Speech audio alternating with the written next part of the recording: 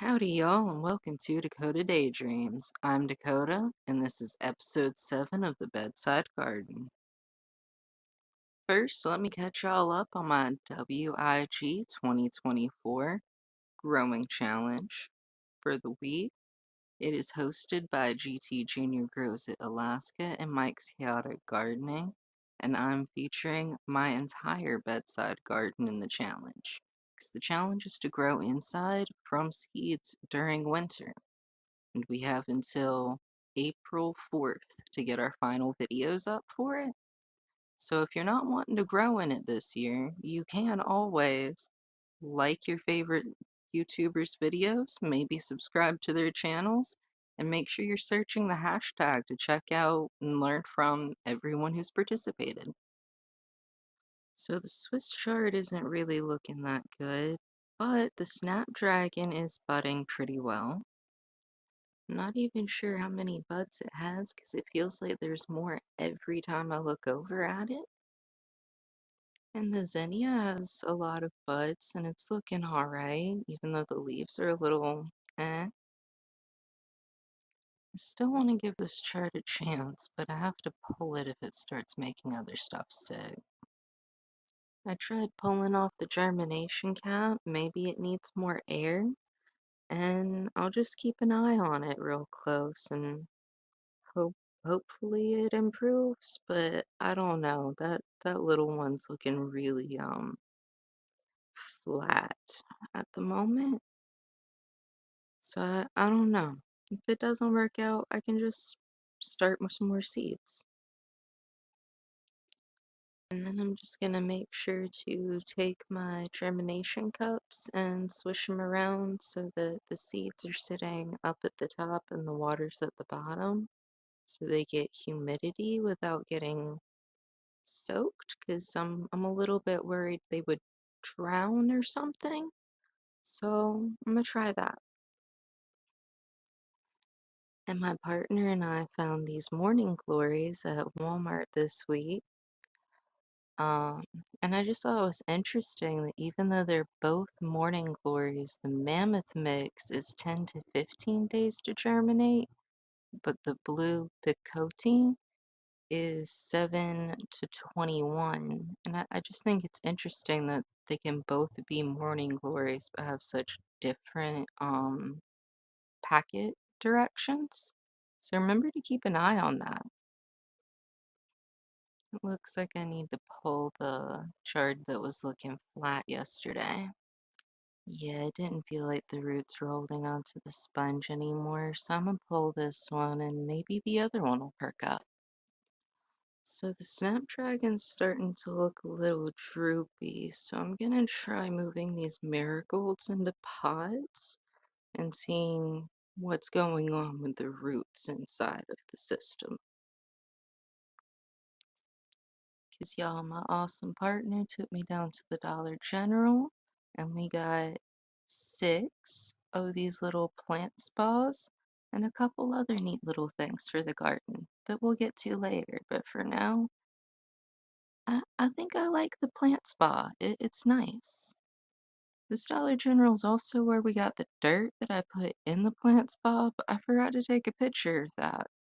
It was the Miracle Grow indoor in the yellow bag though, just the regular indoor one. So I picked the first one up to check out how the roots were doing and tried to wiggle it out of the cup thing. And most of the roots weren't even connected, so I'm gonna have to clean this up a bit. So it turns out the zinnia roots had wrapped into a knot with the snapdragon roots, so I had to separate those, move the marigolds, and go through the cups for anything that wasn't growing. So now everything's all cleaned up. Because the roots had already started to decompose a little bit in the water, I had to do a full water change in my system. So, what you do first, unplug your system from the wall. Then unplug the pump from the light bar and go ahead and separate those parts. Then set the planter to the side, and my partner's idea was to set the two most established seed pod cups into a cup to hold it while you're doing all of this, preferably over some paper towels, because they have sponges. They're gonna be drippy. Set that to the side for a minute, and then dump the old water in the sink. Rinse the plants through a peroxide, and keep doing that until it's clean. And then refill and fertilize. And set everything back up. And then it's time to start some more seeds, starting with these morning glories. And go ahead and get some spinach seeds started up. And then I'm gonna start some onions, because I think maybe with the shape of these white Lisbons, they might work in the hydroponic system all the way through. I don't know. I'm gonna give it a try anyway. And finally, a container variety parsley, which has the tiniest seeds I think I've ever seen. Alright, don't ask me how many parsley seeds are in that cup, but we are all germinating, growing, and the older plants have clean roots or their own space to be growing in. So I think we'll maybe see less issues with ickiness coming up now that I've changed the water out, hopefully. But we'll see. And that's what documenting is for, so we can all learn together, right? Oh, happy Seedmas, my fig cuttings from Odom's homestead have come. There's two cuttings in each pack, and now I've got to separate them and figure out what to do with figs. So let me tell y'all a little bit about my new figs. They're from Odom's homestead, who has his blog over on Instagram, link in the description as always. And he sent me two cuttings of the Violette de Bordeaux and two cuttings of the Texas Everbearing, which both arrived with green tips. Let me show y'all. So the Everbearings came out of the wrapper already having green on the tips, and I'm just thrilled with that. And then the Violettes kind of have stick lookingness going on at both ends, but I was watching Ms Cristi outside or first garden tour of 2025. Also gonna link that in the description. And I asked her how she got her fig to look as pretty as it is. And she said she pretty much just put it on her patio in some dirt and let it grow. So I'm gonna try to just let mine grow for a little bit, and after they get roots going on them, I'll try moving them into individual pots and letting them go outside for parts of the day, but I'm worried about the heat getting to them before their root system is really established where I'm at. Alright, now let me show y'all what else my partner and I found at the Dollar General when we went to go get the plant spas. I found the little terracotta cup with the lavender seed set and a terracotta strawberry seed set. And I think I'm gonna do them a little bit differently than intended. I'm pretty sure I'm gonna start them in the hydroponics because it's what I'm familiar with right now. But y'all, both of these were $3, and I've seen the terracotta pots for that much. Might as well get some seeds with it, you know? Alright, so I opened them up, and both sets come with the pot, a little disc of compressed seed starter mix, and a packet of very, very tiny seeds. So since I'm gonna try to start them hydroponically and I already have some soil that I'm happy with at the moment, I'm gonna put my compressed soil packs into a plastic baggie, and I'm gonna try to save them for maybe later in the season or next winter when I really want to grow something but I can't find any more soil at the store. I think I'm gonna save the lavender for my next cycle of germination and planting, but I'm gonna go ahead and start some strawberries because y'all, I kind of turned into a little kid in the candy store all over again when I saw them. And I've wanted strawberries for so long because I really like strawberries, but only if they ripened on the plant. Right, so I tried to take a picture so I could show y'all how tiny these seeds are, because there's actually like kind of a lot down in that little corner, but they are so small it is very difficult to pick them up on camera. So I should have a few tries at this, and it's going to be difficult to count how many I get out of this thing, 'cause they're tiny. So I think I have about 3 to 5 strawberry seeds in here. I'm just gonna spritz those a couple of times, put the lid on, label them, and stick them up on the garden, start germinating. And hopefully I can get some strawberries started. And I don't know how that'll go, but we will find out. Alright, and then wait a second. I don't feel like the zinnia was open when I started doing this with the strawberries, but hello. It's nice to see the little flowers still trying to open and be active after all the moving around and having to pull most of the roots off of it. So I'm excited to see how this flower does. And the snapdragon's just covered in flowers and buds. I think it's got something like 4 or 5 open flowers, and I don't even know how many buds it has on it.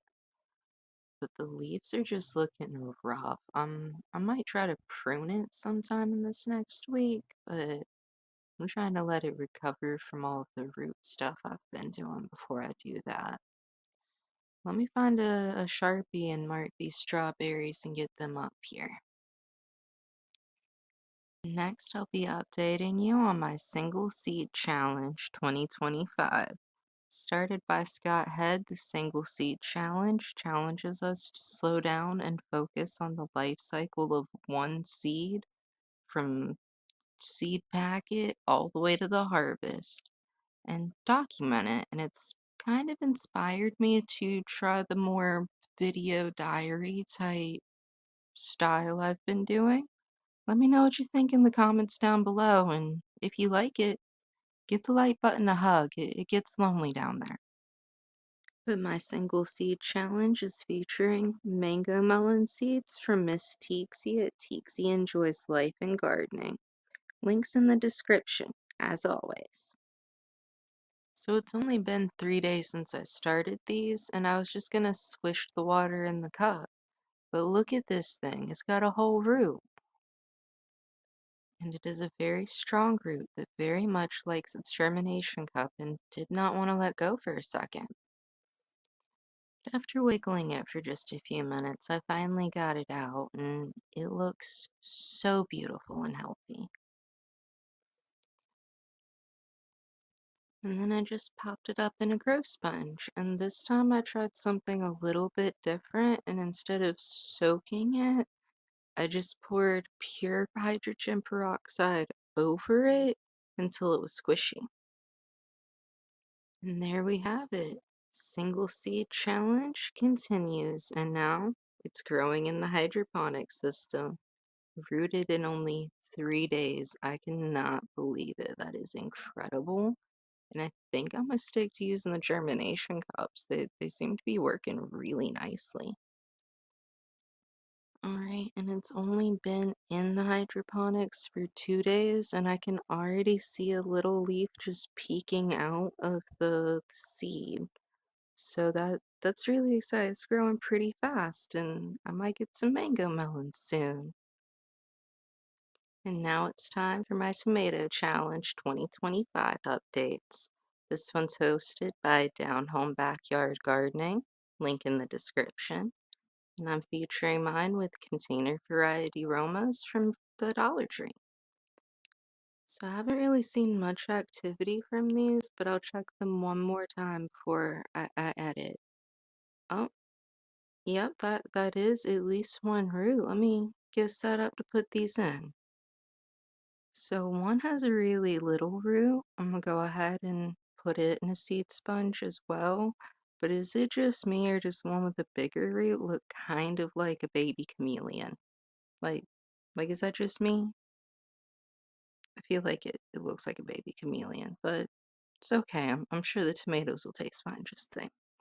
So I was just about to put the foil covers on the little baby tomatoes, and I happened to look at some of the other seed cups that were germinating, and it looks like this morning glory is already rooted as well.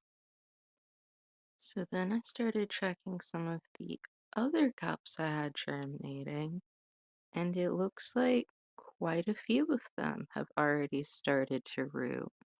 There's something going on in the spinach. It looks like there's a root going on in the onions. So I'm gonna go through this real quick while I have the seeding supplies out. And before I put covers on it, let me go ahead and plant everything that's starting to root real quick. Now, while I'm planting those seeds that rooted while I looked away for a second, let me tell y'all about the Giant Onion Growing Challenge hosted by Pete at Pete's Cornish Garden. The challenge is to grow the Ailsae seeds from Foster Seeds. And it's a specific kind of onion, which I used for the background on this slide, the picture from the seed company's website for this type of onion. They are gigantic, and I am very excited to say I will be participating this year. And he has two different parts of the challenge with grow lights and without. And I'm gonna try both ways if I can. It kind of depends on when my seeds arrive, because Pete has been kind enough to gift me a packet of seeds. So I'm very excited to get started. The contest has already started in 2024 plantings. So, but they are very welcoming if anyone wants to go buy Foster Seeds and get a packet of the Ailsae giant onions and join in. Go for it. Let's have some fun. At the end of the season, I think sometime in September, they've said, there's going to be a weigh-in and we'll see who got the biggest, heaviest onion. And Pete said he's made us a fun trophy, so let's have fun.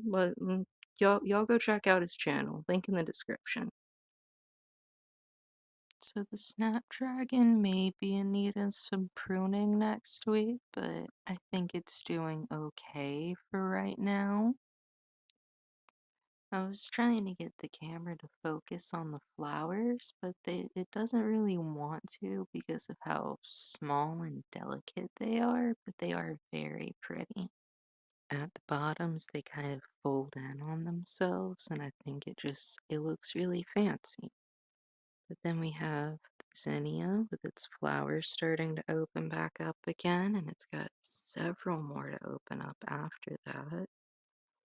And all of the seeds with roots coming out have been put into planters, so everything should be good, and we are ready to finally move to the catalog of the week, which I'm gonna try to do in pictures this time to see if it helps with the shakiness and pages flapping. I liked it better this way. Y'all let me know what you think in the comments. I almost said in the catalog. But this week I'm doing Territorial Seed Company. And I have the Spring 2025 catalog. They say they sell essential seeds, supplies, and plants. Not necessarily in that order. And one thing I thought was really cool about the Territorial Seed Company right off the bat is they start their catalog right inside the first page by explaining the inspiration behind their cover and telling you about the artist and the artist behind the inspiration piece. And I think that's really neat to see. And coming to a 20th year anniversary of their landrace breeding program.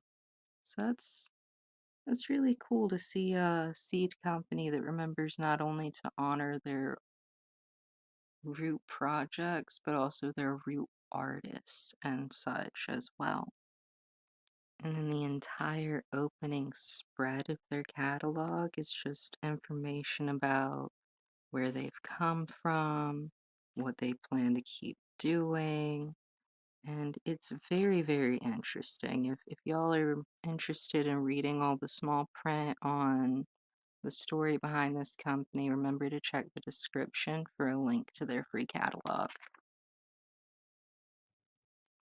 You should have a great time trying to find what you're looking for with their clear indexing and the symbol key right in the first 2 or 3 pages. And I thought it was really clearly labeled and easy to understand. So that's always nice too, because a lot of the catalogs don't do indexes anymore. And then on the other side of this spread, they tell you about the territorial difference and the trials and research behind their seed production, germination standards, how long they've been in business, which is 40 plus years, organic certifications, and the 100% guarantee on their products. So that's really nice. And they also have some culture basics to help new gardeners like myself learn some new things about how to maybe work with common issues or try. So I'm definitely gonna be checking that out, and I'll let y'all know if I find anything real cool in there later on. So they definitely live up to their promise of having really cool essential tools very early on, because I have never seen this before, but it looks like it would be really useful in most garden setups. And then also this sounds like a pretty good deal for this style of sickle. Like that, and I like that they sort it right by the asparagus, because you probably need it once your asparagus is grown up, I think. And then as I was flipping through their beans, I noticed a few that just looked extra cool, like these yin and yang beans that are just, they even have the black dots and the white dots and the black, and I thought that was super cool. The dragon's tongue bean, which the mottled purple and green, that looks awesome, but I have heard that those might cook to solid green. But that's okay, because they still look amazing while they're growing. And I think these were further into maybe the bush or snap beans, but those flowers on them are just beautiful. I think I'd grow those just for the pretty flowers, and the beans would be a happy bonus afterwards, because those are like scarlet red. They have a spring color beet blend that looks like an extremely fun way to get started on beets. A purple cauliflower, which I've heard of purple broccoli, but purple cauliflower. And then just as soon as I got purple cauliflower figured out, they have clementine cauliflower, which is a bright orange, sunny, yellowy. It is beautiful cauliflower. I gotta try that one day.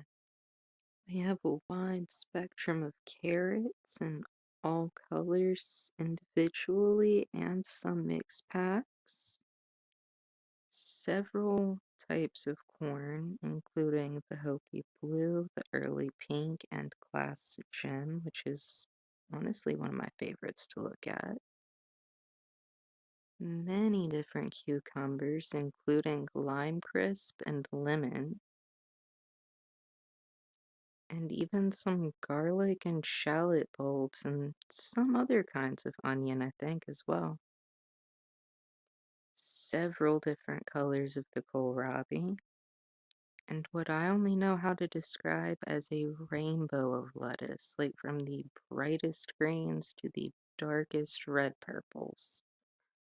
I I know I personally appreciated this little info card in the middle of a couple of the pages of tinier seeded plants. explaining what they pellet their seeds with to make them a little bigger and easier to grab or count while you're planting little tiny carrot or lettuce seeds. They even have mushroom kits available, which I've never seen in a seed catalog before and thought was really neat. Cantaloupes, tiger melons, and the yellow inside watermelon. I'm pretty curious about that new queen right there, as well as the classic sugar babies and blacktail mountain watermelons. They even have a wide variety of potatoes available, which I think it's pretty interesting to see that they have all of the seeds as well as everything else, and they also have potatoes because I don't usually see all of it in one place like that. And yes, they have sweet potatoes too. And y'all, this is what happens when I start showing people a catalog. I just keep going and finding cool things. And look at this Buffalo Sun tomato. It's like yellow orange, and it's really pretty. They also have the banana legs tomato, which has an incredibly fun name. And I'm really interested to try and make a tomato sauce out of because they're yellow. They have the hummingbird plant with the trumpet flowers for one of the best hummingbird foods that I know of, at least. And I'd like to get one day. They're pretty. And then this nifty little gadget for clipping to your cell phone and being able to have a microscope up to 60 times for only $14. And that I think is probably the coolest tech thing I've found in a seed catalog so far. They also have a variety of berry bushes and plants available, um, including these little dime-sized kiwis called the prolific kiwi, and they're so cute. Like I have to try those one day. They're adorable. No, I know what you're thinking. It sounds like they have everything for the garden except the bugs. No, they have the bugs too. They have ladybugs, spider mite predators, green lacewings, predatory nematodes, which I'm pretty sure eat the other kind of nematodes, but I'm not 100% sure on that. And what looks to the unexperienced to be everything you would need to start working with bees, including the bees. So that's the Territorial Seed Company, and the things that I think are neat about them or make them unique from the other seed companies that are giving catalogs this year. And I just wanted to let y'all get a quick look at the Snapdragon while it's blooming, because I'm not really sure how it's going to be doing over the next week with how the leaves are doing. I feel like it's either going to get better after I prune it or just kind of fade off, but I'm gonna enjoy the flowers while they're here. Um, and then I have both tomatoes for the tomato challenge. The mango melon's still going strong. There's one onion that rooted, um, one morning glory, and then one spinach. So all is well in the bedside garden. Thank you for visiting the bedside garden. Please remember to comment, like, subscribe, and check out the hashtag challenges that I'm in. I'm Dakota, and y'all have a great week. Remember to keep your head in the clouds and take care of yourselves.